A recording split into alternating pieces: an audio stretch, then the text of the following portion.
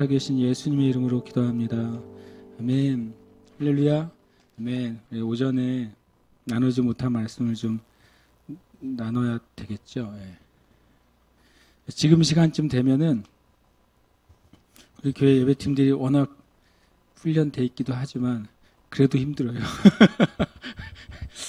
지금 시간쯤 되면은 여러분도 엄청 훌륭하시지만 그래도 힘들어요. 그렇죠?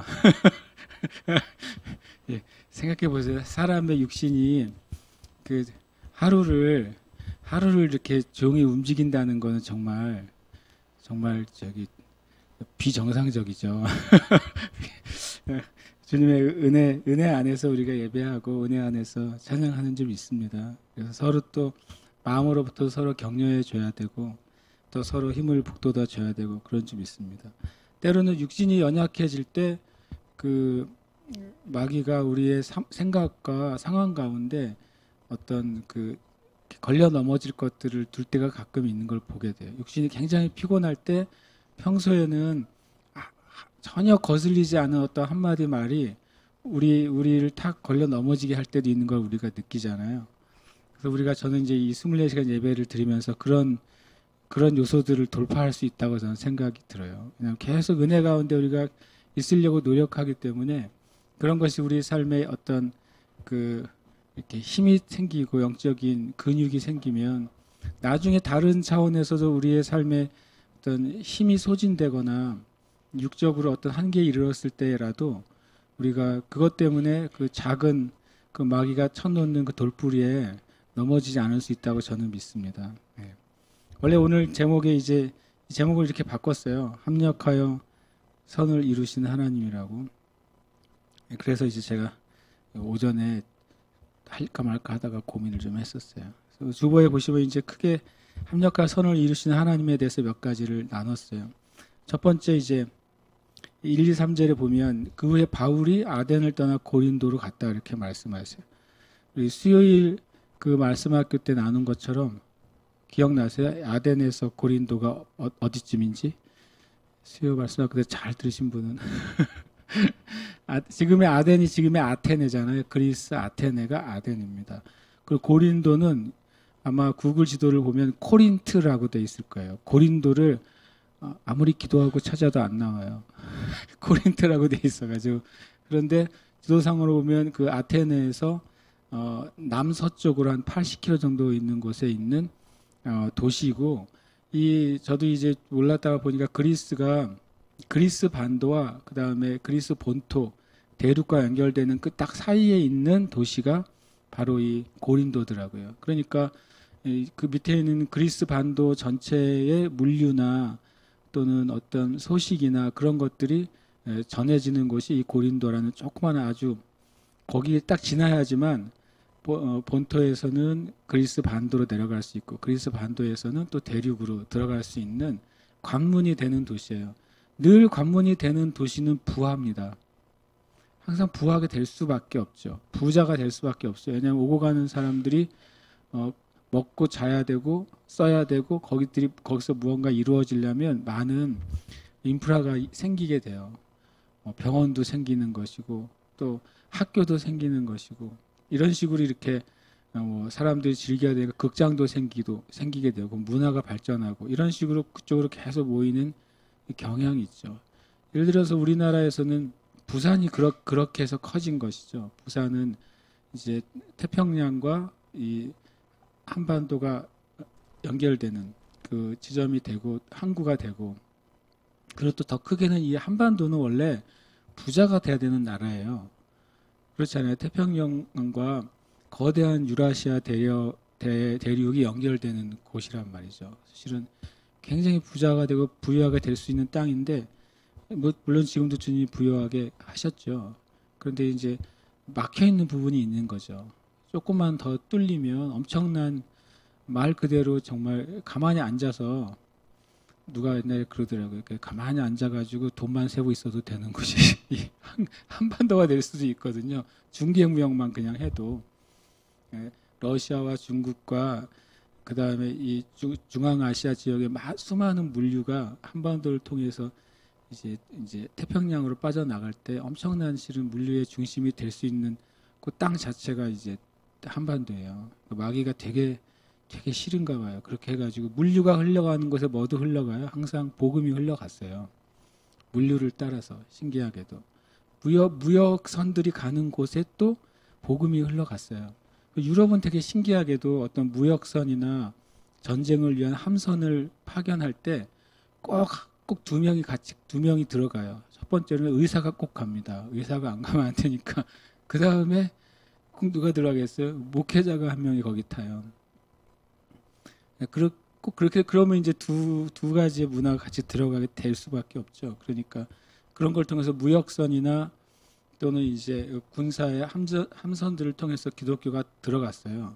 그러니까 이제 그걸 이제 비판적으로 보면 뭐라고 말하냐면, 기독교는 아주 그냥 제국주의의 앞잡이야. 이런 식으로 이제 기독교를 폄훼했죠.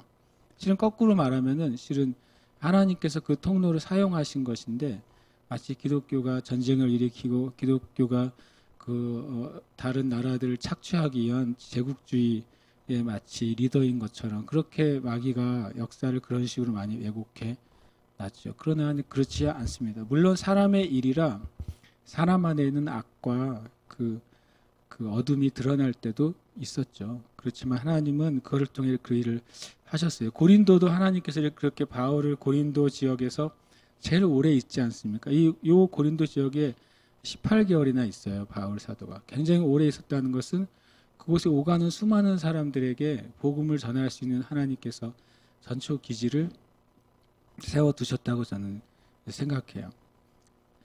그러면서 고린도가 아주 굉장히 중요한 땅이라고도 할 수 있죠. 고린도라는 그 지역의 단어의 뜻은 뿔이라는 뜻이에요. 뿔이니까 엄청 그 지역이 어떤 면에서는 건세를 가지고 있을 수 있는 지역이라는 것을 이제 알 수 있어요. 그 지역에 이제 뿔과 같은 권세가 있는 지역에 가게 됩니다. 가서 이제 2절에 보니까 아굴라라는 본도에서 난 유대인 한 사람을 이제 만나게 됩니다. 다른 폰투스라고 하는 지역에서 온 아볼로라는 사람을 만나게 돼요. 그리고 거기에 있는 부인이 브리스길라와 아굴라, 이 두 사람을 바울 사도가 만나게 했어요. 아굴라는 우리는 아굴라라고 그러지만 이제 영어로 찾으면 아퀴라라고 되어 있어요. 독수리 자리, 별을 아퀴라라고 그래요. 그리고 실제로 아굴라가 독수리라는 뜻을 가지고 있어요. 영적으로는 굉장히 훌륭한 이름이잖아요. 독수리 하면 예언의 상징이니까 예언과 하나님의 민첩함, 하나님의 그 민첩함의 상징이 독수리이기 때문에 아굴라는 그런 이름을 가지고 있죠. 반면 브리스길라 이제 아내의 이름은 좀 재밌어요. 아내의 이름이 뜻이 뭐냐면 늙은 노부인 이런 뜻이에요. 왜 사람 이름을 그렇게 지었을까? 나는 이렇게 뜻을 내가 조사하면서 나이 많은 노부인 이런 이름으로 지었을까? 그리고 그냥 브리스길라가 브리스가의 애칭인데 성경에 보시면 브리스가라고도 나오고 브리스길라라고도 나와요. 원래 본명은 브리스가예요. 브리스가인데 애칭을 작은 노부인으로 했어요. 그럼 도대체 본명의 뜻이 뭐길래? 그랬더니 본명은 늙었다 이런 뜻이에요. 그래서 약간 늙었다보다 이게 좀 애칭인가? 근데 제가 보기엔 늙었다라는 상징이 우리가 보기에 이제 무슨 뜻이냐면 오히려 뭐냐면 인생에 있어서 현명하고 지혜롭다는 의미를 가져요. 브리스길라가 그런 여인이었던 것 같아요. 단순히 태어난 아기 보고 이 늙은이 이렇게 이름 짓는 엄마 아빠가 어디 있겠어요. 현명한 사람이라는 의미를 갖게 되죠. 실제로 나중에 처음에 브리스길라와 아굴라, 제가 이제 브리스길라 아굴라라고 말하고 하는 것은 저는 사도행전의 기준이 아니라 어디의 기준이냐면 서신서의 기준은 뭐냐면 브리스길라와 아굴라로 자주 나와요. 사도행전은 아굴라와 브리스길라로 나오는데, 그러니까 후반에 사역의 그 중심이 그 아내인 브리스길라로 이동이 돼요. 그래서 처음에는 아굴라라는 사람을 만나고 그 부인이 브리스길라였다 그러는데 서신서에는 브리스길라와 아굴라 이렇게 소개가 되고 있어요. 아주 드물게, 제가 보기엔 거의 유일하게 부부가 소개될 때 아내의 이름이 먼저 소개된 유일한 부부가 제가 보기에는 브리스길라와 아굴라 부부인 것 같아요. 제가 이제 첫 번째 이 상황에서 그 로마에서 추방을 당해요. 그 클라우디스라는 그 황제가 로마의 4대 황제거든요. 이 클라우디우스까지는 기독교에 굉장히 뭐라 그럴까요? 우호적이었어요. 딱 클라우디우스 황제 그 시즌까지 바울 사도가 1차, 2차, 3차 전도 여행을 다 마쳤습니다. 그리고 클라우디우스 그 황제 말년쯤 돼가지고 바울 사도가 갇혀요. 근데 클라우디우스 다음에 나온 황제가 이제 문제가 있어요. 누굴까요? 네로예요, 네로. 네로 때부터 심각한 이제 기독교 박해가 시작돼요. 하나님께서 네로가 박해하기 전에 이미 바울 사도의 1차, 2차, 3차 전도행이 끝났기 때문에 네로가 박해하기 전에 이미 지중해와 아프리카 지역과 중동 지역의 복음이 완전히 편만하게 전해진 상태였어요. 복음은 땅끝까지 가버렸어요. 이 클라우디우스 황제 때. 근데 네로가 생기면서 이제 박해가 시작된 거죠. 하나님의 지혜가 놀랍게도 복음이 전해질 수 있는 시간을 허락해 주셨고, 제가 요즘 이제 어떤 교회사 책을 읽는데 이 글라우디오라는 사람이 왜 그렇게 기독교에 대해서 우호적이었을까? 로마가 근본적으로 기독교를 좋아할 수 없는 이유가, 로마는 이제 그 황제가 신이잖아요. 황제가 신인데 그 다른 신 예수를 전하는 거에 대해서는 굉장히 부정적이거든요. 근데 왜 이 글라우디오 황제가 기독교에 대해서 우호적이었는지를 그동안 몰랐다가 최근에 어떤 읽은 이제 교회사를 통해서 알게 됐는데, 빌라도가 예수님을 처형하고 그다음에 빌라도 이제 예수님이 부활한 다음에 그 스토리를 이제 상급자인 이제 황제한테 보고서를 올려요. 공문서죠. 편지 형식의 보고서를 올린 것이 지금은 터키 그 박물관에 그게 그대로 파피루스 원본이 있습니다. 그래서 그게 이제 빌라도의 보고서라는 책으로 지금 출판이 됐죠. 원래는 이제 공문서인데 재판 기록이 들어가 있는 공문서예요. 근데 보통 이제 당시에 재판을 한 다음에 밑에 자기 재판장의 자기 개인 의견들도 좀 적었어요. 왜 개인 의견을 왜 적었겠어요? 황제한테 잘 보이려고. 자기가 더 공정하게 했고 더 최선을 다했다고 하는 사실을 이렇게 적어 놔가지고 승진할 때 이제 인사고과를 좋게 한 면도 있기 때문에. 그런데 빌라도가 그런 이제 예수님을 재판한 과정, 그 예수가 부활했다는 그런 소문과 그런 이야기가 있는 것까지를 적어서 올립니다. 그런데 이 글라우디우스 황제가 그걸 읽어요. 놀랍게도 그것을 읽다가 그 교회사에 보면 큰 영감을 받았대요. 진짜 이 예수가 진짜 신의 아들이 아니야? 라고 하는 굉장히 강한 그 영감을 받았다고 써 있어요. 교회사에 보면. 그래가지고 이제 로마는 재밌는 곳이라 신을 이제 추앙할 수 있거든요.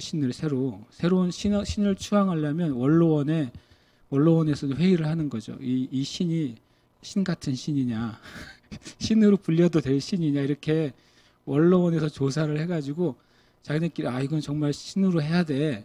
이렇게 되면은 이제 로마 원로에서 신이라고 선포를 하고 그 신의 상과 조각과 막 신전들이 생기는 거예요. 로마가요. 참 신기한 나라죠.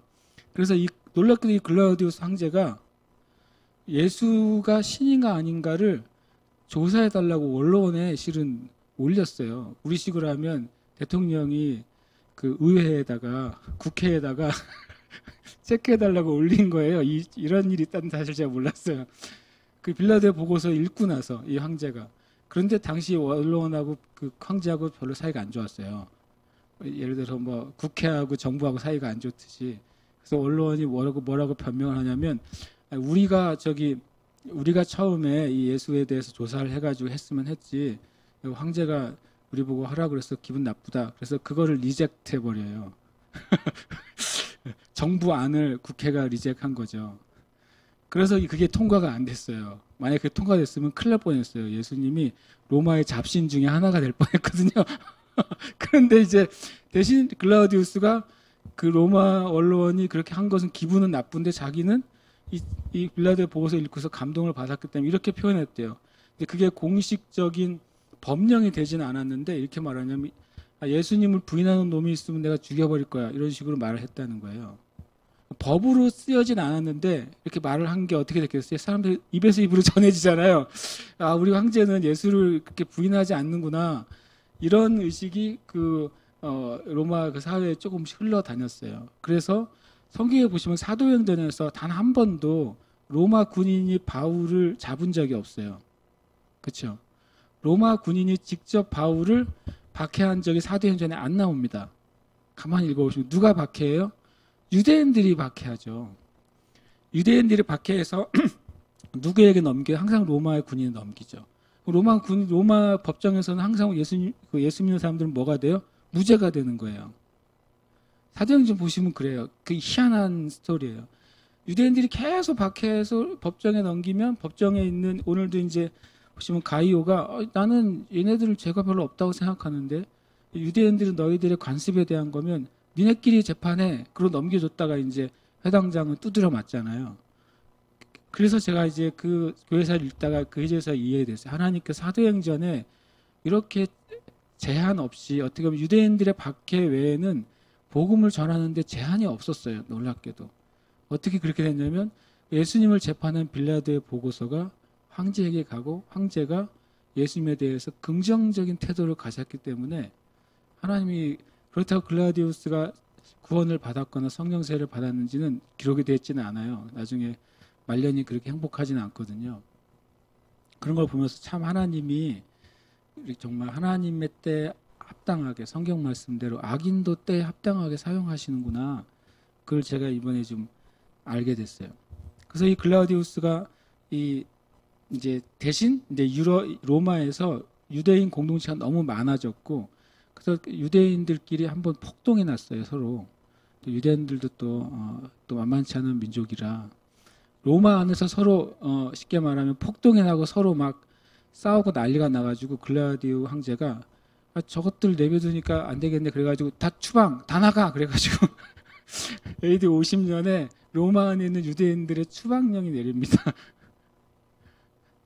다 추방당해요. 그래서 추방당할 때 이 아굴라 브리스길라도 추방당한 거예요. 추방당해서 어디로 왔냐면 이 고린도까지 흘러내려온 거죠.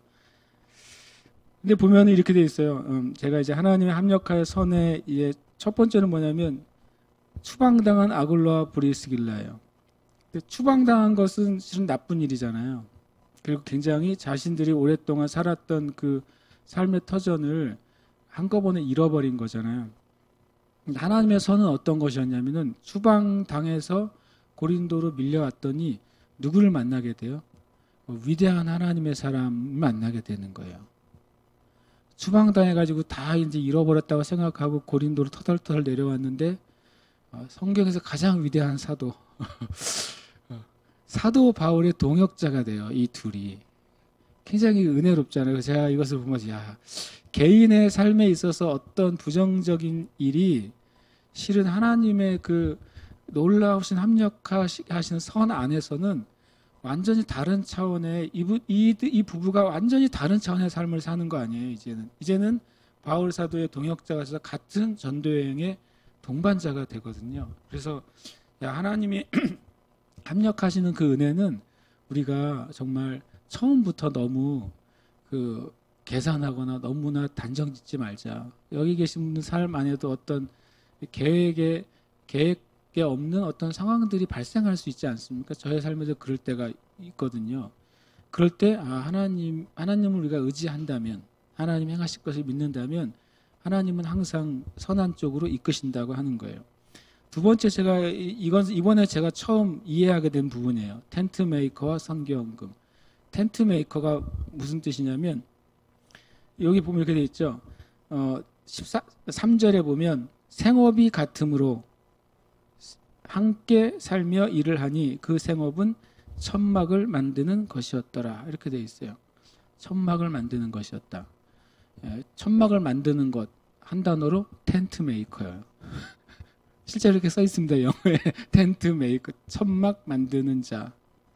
이게 굉장히 재미있게도 이제 바울 사도가 복음을 전하면서 텐트도 만들었잖아요. 여기에 한번 나오거든요. 텐트 만들었다는 소리가 한 2번 정도 나와요. 그걸 해가지고 나중에 이제 그 비즈니스 선교의 모델이 이게 됐어요. 텐트 메이커. 비즈니스도 하면서 뭐 한다고요? 복음도 전한다. 그래서 이제 텐트 메이커라는 이 천막 만드는 직업이 선교의 비즈니스 선교의 모델이 되어버린 거예요. 그 텐트 메이커라는 말이 생겼죠. 그런데 제가 이제 그 텐트 메이커도 좋은 것이지만 이 성경에서 실제로 말하고 있는 게 뭔지를 좀 나누고 싶어서 그래요. 그러면 제가 이제 전 텐트 메이커와 선교 헌금 이렇게 말했어요. 왜냐하면 제가 이제 질문을 하는 거죠. 예를 들어서 비즈니스맨이 하나님의 그 사명을 가지고 비즈니스를 하면서 선교하게 되면 두 가지 큰 장점이 있어요. 첫 번째로는 신분이 보장된다. 그렇죠. 저 같은 목사가 저기 이라크 가면 전도하기 전에 죽어요. 그런데 왜냐하면 내가 아무리 내 신분을 숨기고 가려고 해도 요즘은 다 정보화 시대니까 실수로 제 이름 치면 유튜브에도 나오잖아요. 그러니까 이게 심각한 문제예요. 그러면 그냥 요즘은 그냥 아마 각 나라의 정보기관에서 이름 한번 치면 그 사람 태어나서 지금까지 살아온 그 발자취가 쫙 나올걸요 아마. 그럼 제가 뭐 신학교 간 게 뭐 숨겨질 수 있겠습니까 제가? 만약 신학교 그만 안 갔다고 신학교에서 취소해달라고 그래도 그럼 이렇게 나올걸요. 신학교를 갔다가 취소하려고 해달라고 해서 취소했다까지 나올 거예요. 그러니까 숨길 수 없는 세상이니까 지금이 텐트메이커 비즈니스 선교 최고의 장점은 신분이 보장된다는 거예요. 심지어는 선교지에 있는 선교사님들이 절대 안수 받지 마라 이런 말도 해요. 안수 받는 순간 그 정부의 제1의 표적이 된다. 안수를 받지 않는 사역자가 훨씬 더 선교하는 데 좋다는 거죠. 두 번째 이제 텐트 메이커의 장점은 뭐냐면 선교헌금을 안 받고도 자립해서 선교할 수 있다는 장점인 거죠. 그 두 가지가 어떻게 보면 이제 다른 물론 많은 장점이 있을 수 있습니다. 그리고 어쨌든 가장 크게 도드라지게 나타나는 두 가지는 거죠. 신분을 보장받을 수 있고 그 다음에 그래서 저는 이제 많은 창조적인 선교 사역에 이 텐트 메이커라고 명명된 그 비즈니스 선교의 모델이 충분히 들어갈 수 있다고 저는 생각해요. 근데 또 한 면 있다는 걸 알겠어요. 또 하나는 이제 선교 헌금을 통해서 이제 선교 사역을 하는 이제 전임 사역자들이 있는 거죠. 선교 헌금을 해서 전임 사역자는 전임 사역자 최고의 장점은 딱 한 가지예요. 선교만 할 수 있다는 거죠.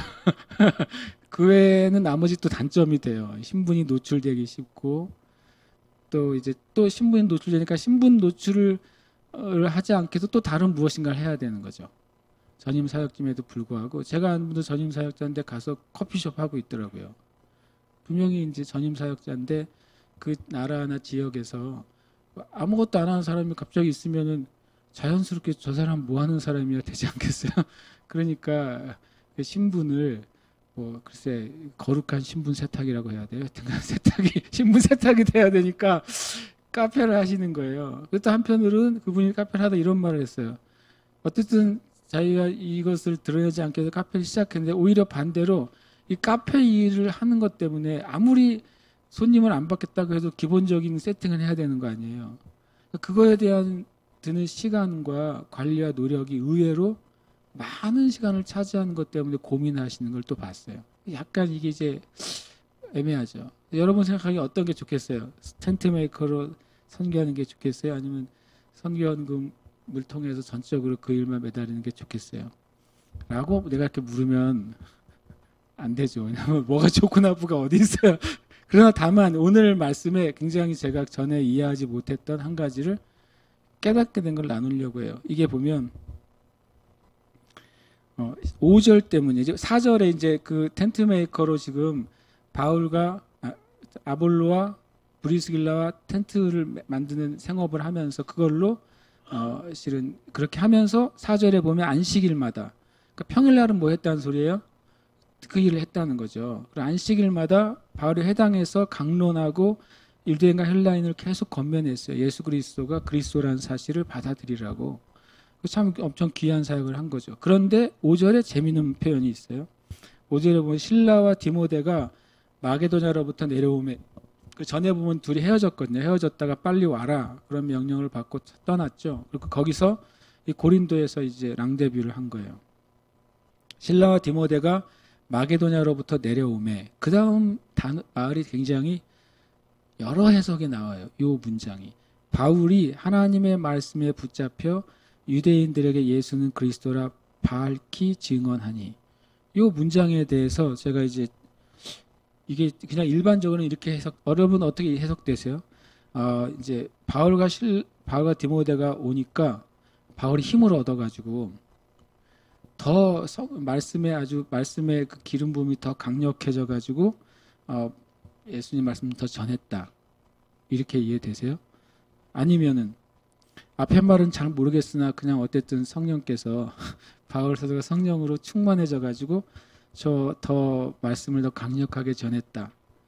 어떻게 이해하시든지 조금 다를 수는 있어요. 그런데 영어 버전을 봤더니, 왜냐하면 이제 원어가 있고 원어를 이해하는 데 따라서 버전이 달라지잖아요.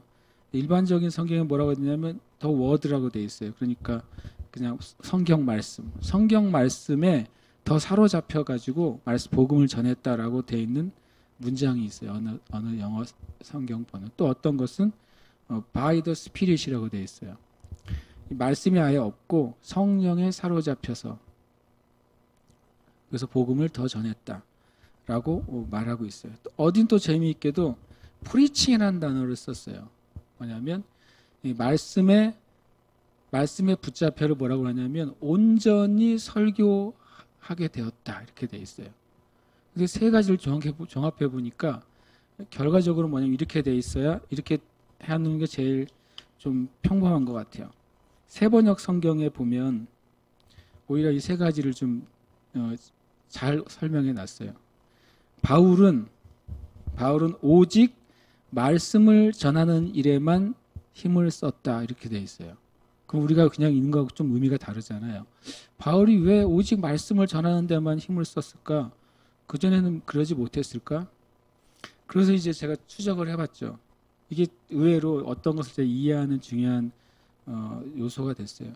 이 말씀만 찾아보셨으면 좋겠어요. 고린도후서 11장 9절이 이때의 상황을 적어놨어요. 바울 사도가. 고린도후서 11장 9절.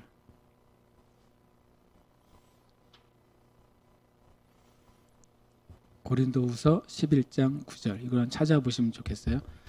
찾으셨습니까? 한번 같이 읽겠습니다. 시작. 또 내가 너희와 함께 있을 때 비용이 부족하였으되 아무에게도 누를 끼치지 아니하였음은 마게도냐에서 온 형제들이 나의 부족한 것을 보충하였음이라.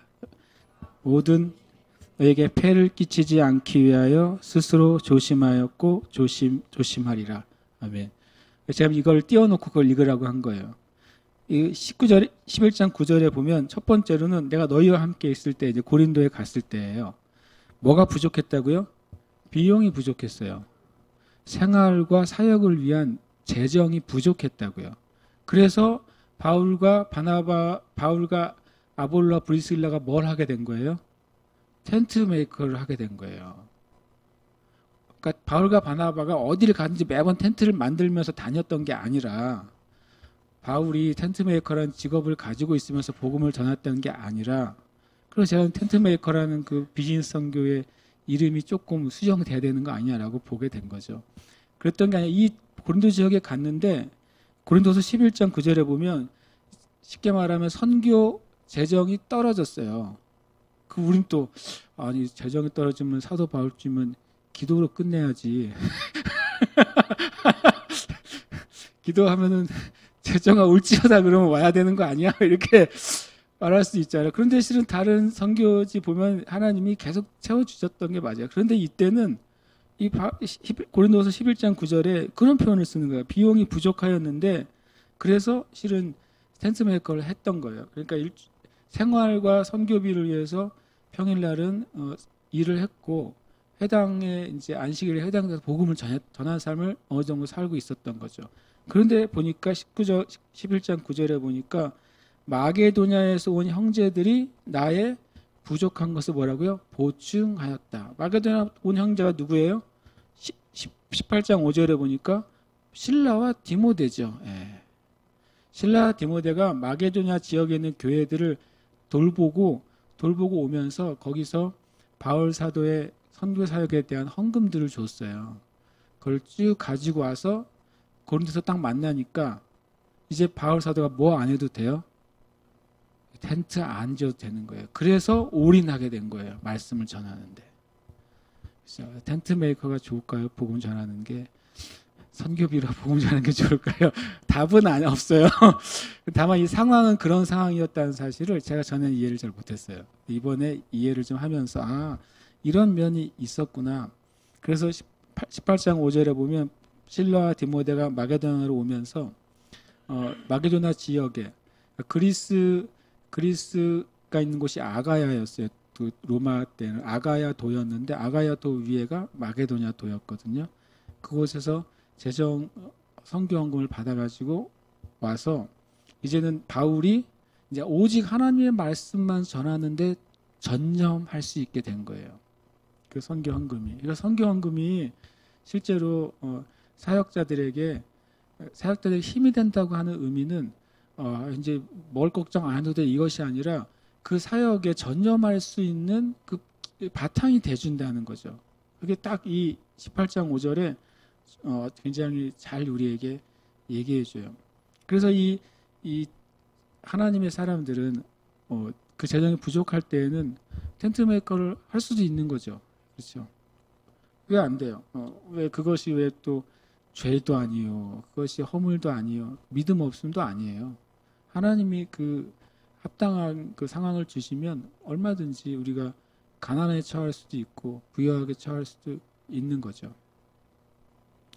그런 것을 우리에게 좀 볼 수 있는 좋은 어떤 재료가 되는 말씀이었어요, 저한테. 그러면서 이제 복음을 전하니까 18장 6절에 보면 그들이 대적하여 비방하거늘 이제 거절했어요. 복음이 거절을 당했어요. 그러니까 바울이 세 가지 면으로 복음을 전했다는 걸 알 수 있어요. 18장 4절에는 첫 번째 강론했어요. 그렇죠? 율법의 말씀을 쫙 풀어서 사람들에게 알려줬다는 거예요. 우리 식으로 하면 강해 설교를 한 거죠. 그 다음에 권면을 했어요. 왜냐하면 이제는 이것은 권면은 너희들이 이 말씀을 받지 않으면 하나님으로부터 원수가 될 것이고 복음으로부터 떨어져 나갈 것이고 그런 이제 실은 경고의 말씀들을 한 것이죠. 그 다음에 세 번째로는 18장 5절에는 증언했어요. 증언은 그들과 뭐 했냐는 소리냐면 서로 대화를 하고 서로 이제 말로써 서로 무엇이 옳은가 그런가를 하면서 그 말씀을 증명을 했다는 거죠. 세 가지 방법을 다 사용했어요, 바울 사도가. 그런데도 이 고린도 지역에 있는 그 유대인들이 복음을 거절했어요.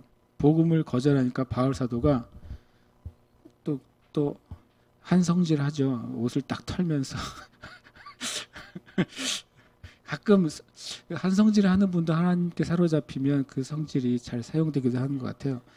너희 피가 너희 머리로 돌아갈 것이요 나는 깨끗하니라. 이후에는 내가 이방인에게로 가리라. 그랬어요. 바울 사도가 굉장히 소심해요. 제가 왜 소심하다고 말하냐면 이방인에게로 가리라. 그리고 다른 도시로 가는 게 아니라 옆집으로 갔어요. 보세요. 7절에 보니까 거기서 옮겼는데 하나님을 경외하는 디도 유스도라 하는 사람이 들어가는데 그 집은 회당 옆집이라.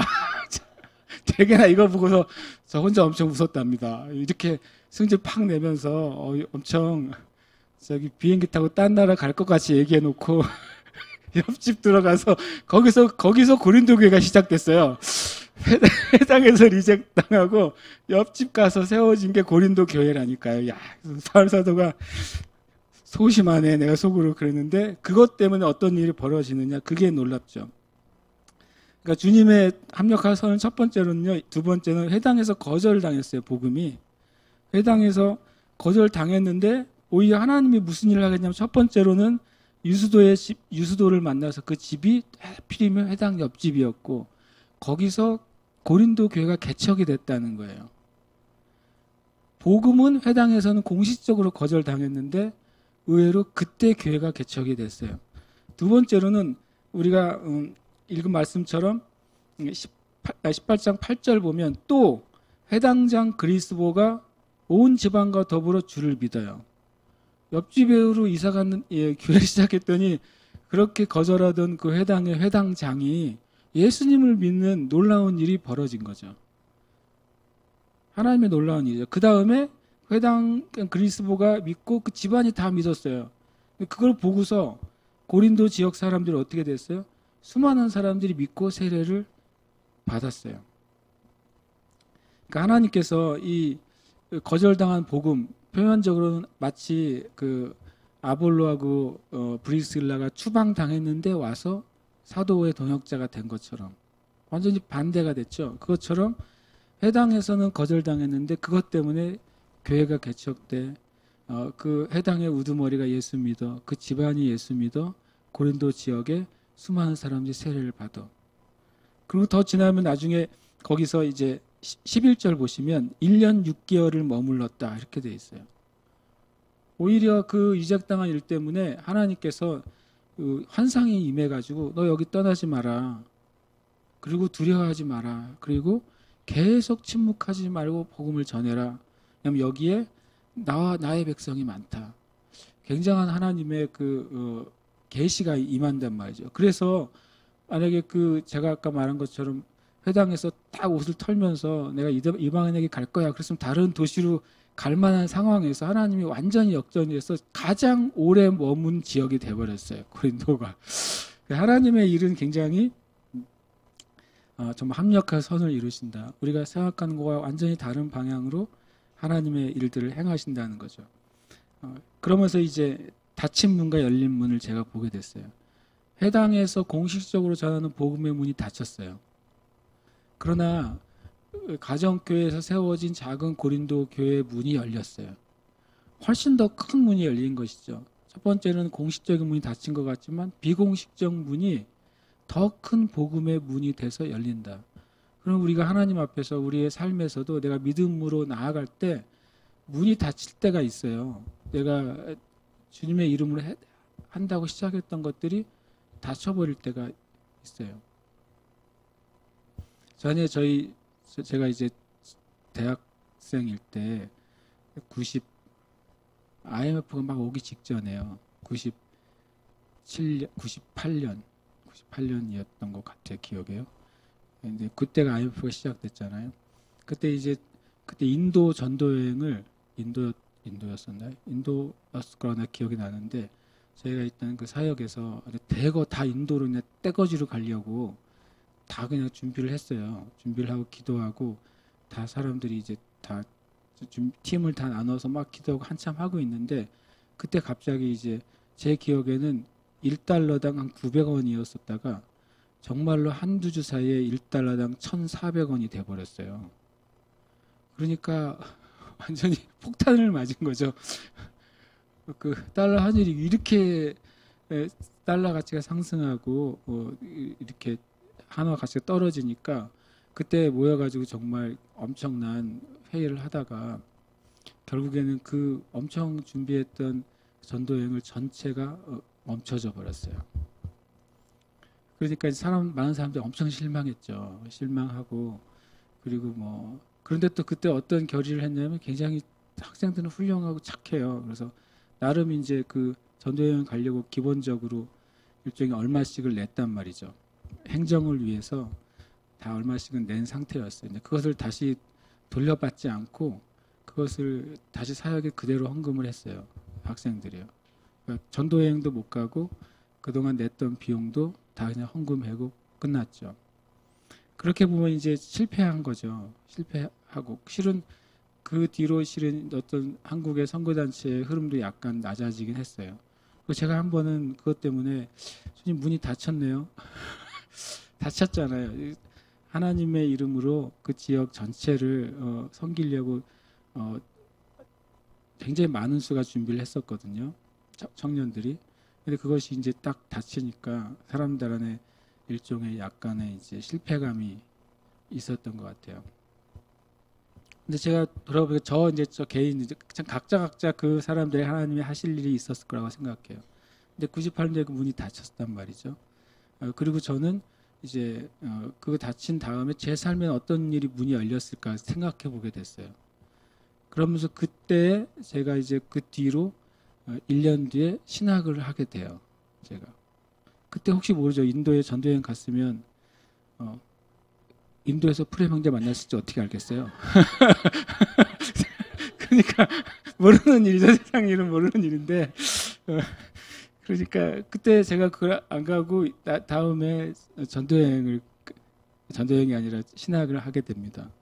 그리고 이제 결혼을 하게 되고 그리고 이제 제가 이제 방향이 선교사로 가던 것이 실은 이제 제가 이제 목사의 길로 그때가 제가 보니까 바뀌어지는 작은 계기였지만 그게 였다는 걸 제가 알게 됐어요.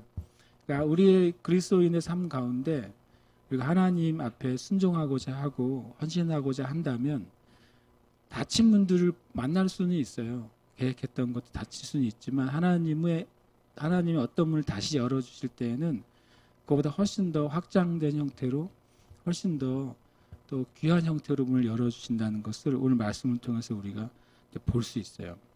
세 번째로 이제 합력하여 선을 이루는 것에 대해서는 이 거꾸로 써놨네요. 예. 법정 피고인이 됩니다. 사도 바울이 잡히죠. 잡혀가지고 이제 갈리오가 아가야 총독이 되었을 때 이 갈리오라는 사람을 제가 조사를 좀 해봤더니 로마 시대 최고의 철학가이면서 저술가라는 사람이 한 명인데 필론이라는 사람이 있더라고요. 저도 뭐 그분 글을 많이 읽어보진 않았지만 로마 시대 제일 유명한 철학가 사상가중 필론인데 그 필론의 형이에요. 갈리오가. 좋은 집안 사람이고 태어난 건 로마인이지만 태어난 건 스페인에서 태어났어요. 이 사람은요. 그래서 나중에 로마 원로원의 양자가 되면서 요 총독까지 올라가게 돼요. 그 대신 이 갈리오는 굉장히 성품이 좋은 사람이었다 그래요. 그리고 굉장히 이성적인 총독이었다고 기록이 돼 있더라고요. 아가야 총독이 되었어요. 그때 유대인들이 이러는데 바울이 18개월 동안 계속 복음을 전하니까 견딜 수가 없는 거예요. 유대인들이요. 그래서 얘를 어떻게 처리해야 되겠다. 그래가지고 폭동을 일으켜가지고 바울을 법정으로 데리고 갑니다. 그래서 이 사람이 문제를 일으킨다고 말했더니 14절에 갈리오가 엄청 훌륭하죠. 너희 유대인들아 만일 이것이 무슨 부정한 일이나 불량한 행동 아니면 불법적인 일을 이 사람이 저질른 것이었으면 내가 재판해 줄게. 그런데 그게 아니라면 만일 문제가 너희의 언어에 대한 문제, 너희의 명칭에 대한 문제, 너희 법에 대한 것이라면 니네끼리 알아서 해. 이런 식으로 공을 거꾸로 던져버린 거예요. 갈리오가. 나 너희 이 일에 재판장 되기를 원치 않아. 그러고서 굉장히 지혜로웠어요. 갈리오가. 이 불필요한 문제에 휘말리고 싶지가 않았죠. 왜냐하면 예수님을 재판한 그 빌라도가 이제 나중에 어떻게 됐는지를 당시에 로마의 제국 사람들이 본 거예요. 빌라도가 그 총독에서 계속 있지 못했고요. 1, 2년 뒤에 쫓겨나요. 그래서 지방으로 좌천돼요. 빌라도가요. 좌천돼 있는 동안에 계속 악몽과 그런 거에 시달려요. 어떻게 보면 이제 사울처럼 악령에 사로잡힌 거죠. 견디다 못해서 자살해요. 빌라도는 자살해서 생을 마칩니다. 굉장히 비참하게. 그런 것들이 이제 나름 로마 정가에서 알려지지 않았겠어요. 괜히 쟤네 유대인들이 휘말리지 마. 상태 끝이 안 좋아. 막 이런 식으로 서로 얘가 됐을지도 모르고 어쨌든 이 갈리오 때는 이미 빌라도가 이렇게 좌천된 상태였거든요. 그러니까 지혜롭게 이 일에 휘말리질 않았어요. 갈리오가. 그리고 쫓아내니까 이제 16절에 보면 모든 사람이 회당장 소스네를 잡아 법정 앞에서 때리되. 회당장 이름이 왜 바뀌었어요? 첫 번째 그리스보는 예수 믿어버렸거든요. 유대교 회당장인데 예수 믿으니까 어떻게 됐겠어요? 잘렸죠. 예수 믿으니까 잘렸고 그 다음에 후임자가 누구예요? 소스데네라는 사람인데 소스데네는 와가지고 두드려 맞았죠. 그 다음에 제가 이제 나누고 싶은 게 뭐냐면 이 하나님의 섭리가 놀라운 게 고린도전서 1장 1절 한번 이것도 찾아보시면 좋겠어요.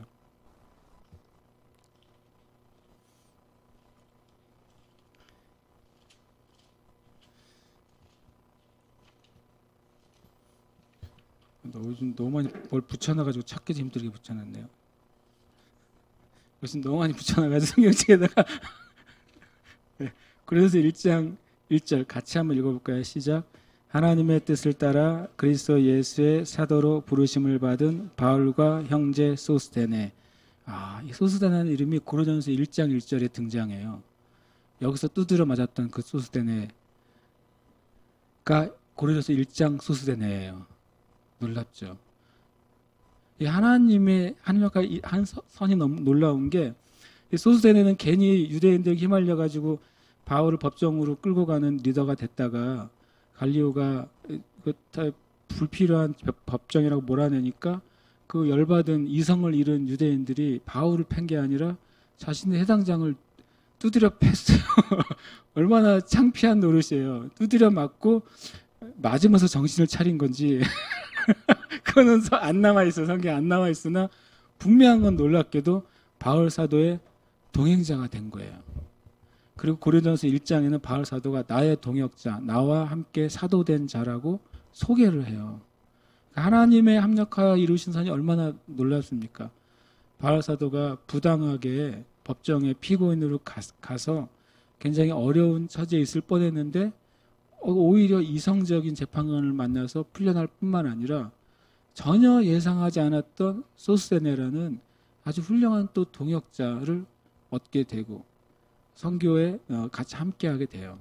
이걸 보면서 하나님의 그 선하심이 너무 놀랍다는 걸 제가 느꼈어요. 오늘 말씀을 계속 묵상하다가 계속 같은 말이지만 여러분과 저의 삶 안에 하나님의 합력하여 이루시는 선이 있습니다. 그래서 우리가 주님 앞에 주님을 정말 마음으로부터 전적으로 신뢰하셔야 돼요. 주님을 신뢰할 때 하나님이 계속 합력하여 선을 이루세요. 추방당했더니 위대한 하나님의 사람을 만나는 거예요. 복음이 거절당했더니 오히려 하나님의 놀라운 복음의 문을 열어주시는 거예요. 재판에 끌려갔는데 거기서 인생의 동역자를 또 만나게 되는 거예요. 얼마나 하나님의 그 합력하신 은혜가 커요. 그러니까 마귀가 고린도에서 3전 3패를 했어요. 마귀가 3라운드에서 계속 두드려 맞은 곳이 고린도예요, 고린도. 그래서 우리 상가한테 하나님이 새해를 행하실 것을 우리가 믿음으로 고백하기를 축복합니다. 이 시간 기도하십시다. 그리고 계속 예배해야 되겠죠. 이제 23시간째가 됐어요. 진짜 몇 분 안 남았기 때문에 우리가 전심을 다해서 예배해야 되겠죠. 하나님께서 여러분 삶에 지금 어떤 일을 행하고 계십니까? 여러분이 지금 여러분의 인생을 볼 때 나는 지금 어떤 위치에 있어? 아니면 이것도 아니고 저것도 아닌 위치에 있어라고 말할 수도 있죠. 어떤 이런 곤란한 문제 사이에 끼어 있어라고 말할 수도 있어요. 아니면 별 일은 없지만 그렇게 내 삶에 아주 그냥 아주 흥분되고 훌륭한 일들은 아직 일어나지는 않고 있어라고 말할 수도 있어요. 주님이 계속 한 장소에 계속 머물러만 있게 하시네라고 느낄 수도 있어요. 그렇죠? 나의 삶에 왜 그렇게 특별한 하나님의 일들이 일어나지 않을까라고 생각할 수도 있어요. 그러나 우리가 정말 하나님을 사랑하는 사람들, 그 뜻대로 부르심을 입은 사람들한테는 합력하여 선을 이루신 하나님의 은총이 있다는 사실을 우리가 믿으시길 축복합니다. 그래서 하나님께 우리가 감사하십시다. 이 상황을 그냥 감사하고 올려드리세요. 주님, 나에게 이런 상황이 있습니다. 제가 주님께 묻고 싶은 이러한 상황, 주님의 인도하심이 필요한 상황, 주님의 도우심이 필요한 상황, 아니면 주님이 빨리 개입하셔야 될 상황, 이런 게 있잖아요. 주님께. 그러나 그걸 주님께 올려드리세요. 주님, 이것을 받아주시고 전 주님을 신뢰합니다. 하나님을 신뢰합니다. 하나님의 인도하심을 나는 신뢰합니다. 그래서 저는 주님의 신뢰하심에 믿고 계속 주님과 동행하며 나아가겠습니다 라고 고백하시면서 우리가 남은 시간 주님 앞에 또 마음을 다해서